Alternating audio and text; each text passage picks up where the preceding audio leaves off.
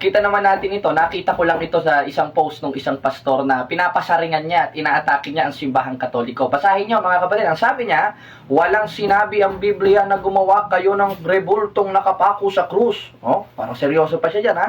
At gawin itong Kristo o Diyos.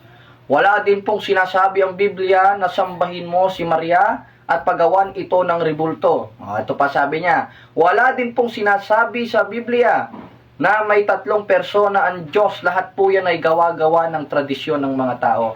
Ngayon, speaking of tradisyon ng mga tao, ano ba ang pakahulugan nito sa Biblia? Ang pakahulugan, mababasa natin sa 7:7 ng Marcos na datapwat walang kabuluhan ang pagsamba nila sa akin na nagtuturo ng kanilang pinakaaral o utos ng tao. Therefore, isa sa manifestasyon ng tradisyon ng mga tao na itinuturo sa Biblia, yung utos, gawain na hindi galing sa Diyos. Teka muna, sino bang gumagawa nun? Ang simbahang Katoliko ba o itong pastor na ito? Mabuti, pastor, tingnan mo itong pinagagagawa mo. Ayan. Saan mababasa sa Biblia, contextually and verbatimly, na paghawak mo ng Biblia, kailangan nakatirik ang mata mo? O, tingnan nyo, sino ngayong baliw dito? O, sino ngayon ang nagtuturo dito nang wala sa Biblia? Ang simbahang Katoliko ba o siya? O, kita nyo, hawak yung, feel na feel niya yung paghawak ng Biblia, nakatirik. Pangalawa, saan mo mababasa sa Biblia, contextually and verbatimly, na lumuhod ka sa Biblia dahil para sa inyong mga born again, ang lahat ng pagluhod, pagsamba, pag lumuhod ka sa isang banal na bagay, sinasamba mo na, di ibig sabihin, sumasamba ka pala sa Biblia. Ikaw pala ang pinatatamaan ng iyong mismong pinopost. O, kita nyo mga kapatid, feel na feel nyo. Parang sumasalo ng tae. O, ngayon, sagutin natin. Ang sabi niya, wala sa Biblia na gumawa kayo ng rebultong nakapako sa krus. Wala daw sa Biblia. Alam nyo mga kapatid, mga kababayan, nung ako'y protestante, ganyan rin po ang aking nasa isip. Dahil ang itinanim sa amin ng aming mga guro ay hatred against to the Catholic Church. At ang akala rin namin noon, totoo na yung aming sinasamahan at mali na ang Catholic Church. Ngayon, meron bang mababasa sa Biblia na gawan si Kristo ng larawan at mga apostoles, pati si Santa Mariang Birhen? Meron po, contextually speaking. Dahil ang paggamit ng Biblia ay hindi naman po letra por letra. Dahil sa 3:6 ng ikalawang Korinto, maliwanag na maliwanag nating mababasa na kami naman na pinamaging sapat na ministro ng bagong tipan, hindi sa titik. Therefore, mga kapatid, mga kababayan, ang mga apostoles pag gumagamit po ng banal na kasulatan, hindi po letra por letra. Hindi po sa titik, kundi sa espiritu. Anong pakahulugan? Contextually, at hindi lang contextually, context by context po nilang binabasa at iniintindi ito. Dahil hindi naman po lahat ng katotohanan ay letra por letra.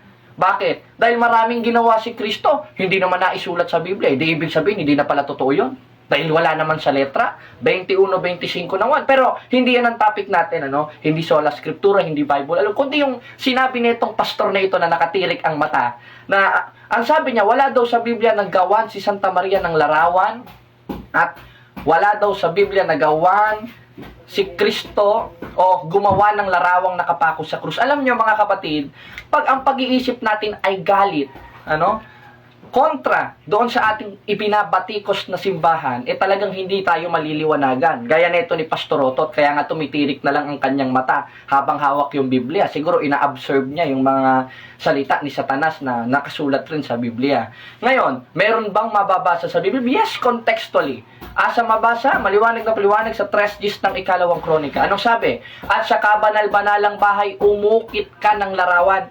Ibig sabihin, ang Diyos mismo nag-uutos na umukit ka ng banal na larawan na ipinalalagay niya sa kanyang banal na tahanan.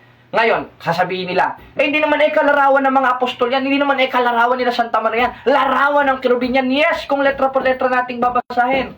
Pero, kung ihimay-himayin natin yan, mga kapatid, lalo na sa original translation ng Old Testament, because the Old Testament is originated, translated in Hebrew, and the New Testament is Greek, maliwanag po ang mababasa natin dyan is meklaet.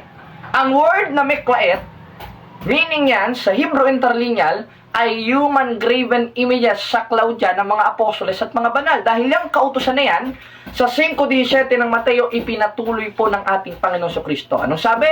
Sapagkat ako'y naparito hindi upang sirain ang kautusan. Ako'y naparito hindi upang sirain kundi upang ganapin. Bakit? Dahil ang mga kautusan, mawala man ang langit at lupa, ito'y hindi lilipas. Therefore, mananatili at inilagay niya sa kanyang simbahan at ang kanyang simbahan ay hindi naman pananaigan.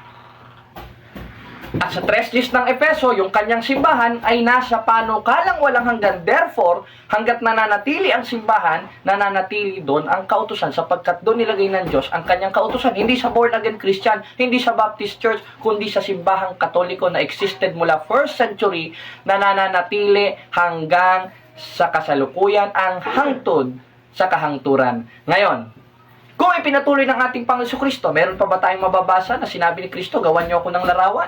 Hindi lang sinabi ni Kristong gawan, kundi siya mismo ang nagbigay sa The Message Bible sa 4:3 ng 2 Korinto na ang ating mababasa, Christ give us the best picture of God na parallel sa Old Testament na kautosang ipinatuloy niya na ipinalalagay sa kanyang simbahan at hindi lang ipinalalagay kundi utos pang itaas sa pamamagitan ng krus, sapagkat ang krus sa 6:14 of Galatians, it is symbolized our salvation by the cross and by the Christ that crucifix on the cross o crucified on the cross.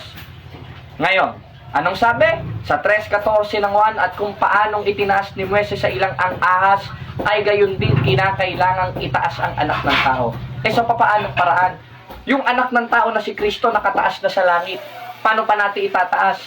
Yun nga, kung protestante ka, di mo masasagot yan. Pero kung totoong Kristiyanong Katoliko ka, maliwanag na maitataas natin siya sa pamagitan ng larawan na ibinigay niya na parallel in Old Testament sa 3:10 ng 2 Kronika. Kasama ba si Santa Maria? Yes, dahil sabi sa 3:12 ng Apokalipsis, yung magtatagumpay ay magiging haligi sa kanyang templo at isa doon sa mga nagtagumpay si Santa Mariang Birhen. Pero teka muna, meron pa siyang isang sinabi. Sabi niya, wag daw sasambahin at wag daw ituring na Diyos.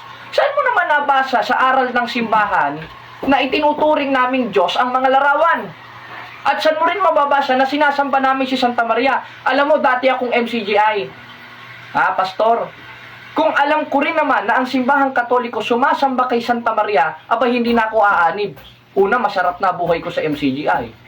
Ano kala mo? Dyan sa born again, tumitirik lang naman yung mata mo, tapos patalon-talon lang naman kayo. Mga rakista pa kayo dyan. Saan mo naman mababasa sa Biblia, mga apostol nag-rock and roll?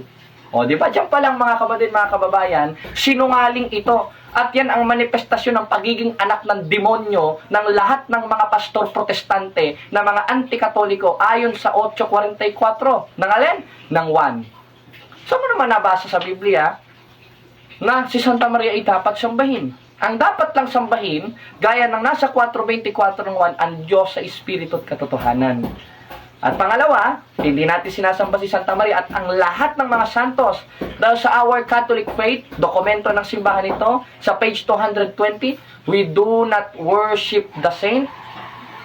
At nakasulat rin sa Catechism of the Catholic Church, we worship only a one God in 3 persons, and that is the Father, Son, and of the Holy Spirit. Kaya tama yung sinabi niya na wala sa Biblia na sambahin si Santa Maria. Correct! Dahil ang nag-iisa lang dapat sambahin ang Ama, Anak, at Espiritu Santo sa makatuwid bagay ang Santissima Trinidad. Ngayon, mayroon pa siyang sinabi dito. Wala daw mababasa sa Biblia na may persona ang Diyos.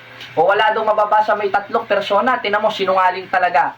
Meron bang mababasa? Meron. 28:19 ng Mateo, Ama, Anak, at Espiritu Santo, na parallel sa 17 of Revelation sa Amplified Bible 2015 na Trinity, na referred rin in Old Testament sa 1:26 ng Genesis in original translation in Hebrew na Elohim. At ang word na Elohim, madaliin ko na, ang pakahulugan nito sa Hebrew interlineal ay plural, means gods, na referred in New Testament the Father, Son, and of the Holy Spirit. Dahil, unang-una, si Kristo, hindi pwedeng siya rin ang Ama. Ang Espiritu Santo, hindi rin siya pwedeng Ama. Dahil alam ko ng paniniwala mo, oneness kang siraulo ka. O, diba? Kaya, mga kapatid, mga kababayan, kung paniniwalaan natin ang mga ganitong klaseng anti-katoliko, talagang mapupunta tayo sa impyerno. Gaya ng mga iskriba at pariseo sa 23:15 ng Mateo. Pero kung ang pakikinggan natin ang simbahan na siyang kinabibilangan ni Kristo at yun ang nag-iisang katolikong simbahan o universal na simbahan na nangalat na tinawag na Iglesia ng Diyos at Iglesia ni Kristo, tsak na tsak sa pamamagitan ni Kristo'y maliligtas tayo. Kaya hinahamon ko rin itong pastor na ito sa debate. Kaya mo bang tindigan yan sa isang diskusyon? Kahit sa online, papatulan kita dahil alam kong Bisaya ka, Bistak ka. O, kakasya ka ba? Ikaw na bahala sa tema. Kahit anong tema, kakasahan kita. Wala naman akong inatrasang pastor eh. Ang ayoko lang, yung pasasaringan nyo ang simbahang katoliko, tas pagharapan ko na hindi nyo na kayang tindigan. O kaya pupunta kayo sa personal, mangingiilang kayo ng buhay ng may buhay, na ayaw nyo lumaban ng aral sa aral. Bakla kalalabas niyan, bayot kalalabas niyan, sa demonyo kalalabas niyan ayon sa Biblia. Kaya kumasa ka ng debate, mga kapatid, yayamang ipinost naman natin yan. Ang pangalan yan ay, ito yung ay Jeffrey Anggub Padilla. I-mention nyo siya dito, itong pastor na ito. Kakasaba sa akin ito ng isang maginoon debate. Kumasa ka na, pastor. Dahil hindi talaga kita patutulugin, tandaan mo yan. God bless.